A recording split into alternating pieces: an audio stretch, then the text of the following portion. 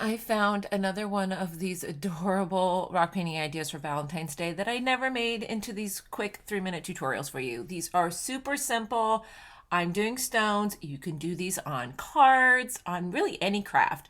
They're super forgiving because, as you can see, you just start here with a paint pen and create these zigzaggy, no straight lines, don't worry about it, blobs on your rocks. You want to fill up most of the space. We are going to put on some feet, so you want to leave antenna space on top and feet space on bottom.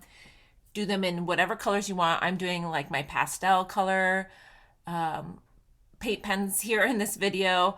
Let them dry. You can come along the edges while the inside's drying a little bit, but you just don't want them to flood together. So we're going to outline a couple hearts, and don't worry about the inside of the heart. You want the outside edge of your heart to be what you like. So if you mess up on your shape, just get that outer edge how you like it, because we're going to fill them in red anyways, and you won't be able to see your mistakes. So we're going to do 2 hearts for antennas, 2 hearts for eyes, a little smile. We're going super simple for our feet. You can make them more detailed if you want. Attach those antennas to the body, and then we're going to outline. Now, I don't even pay that much attention when I'm outlining. I do want them to be kind of pointy, zigzaggy. Go along your color as best as you can, but if it's a sketch style line anyways, it doesn't really matter if it's perfect. Nobody's going to notice or care because they're so cute when they're done.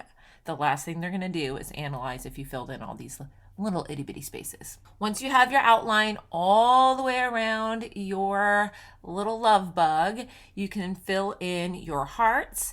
Now I always start with a V shape inside of tiny hearts, and then I kind of dab in the circle spots to fill them in. It's just a little bit easier. I'm going to do the second one up close here for you. So a V shape to get into that point, and then kind of dab to fill in.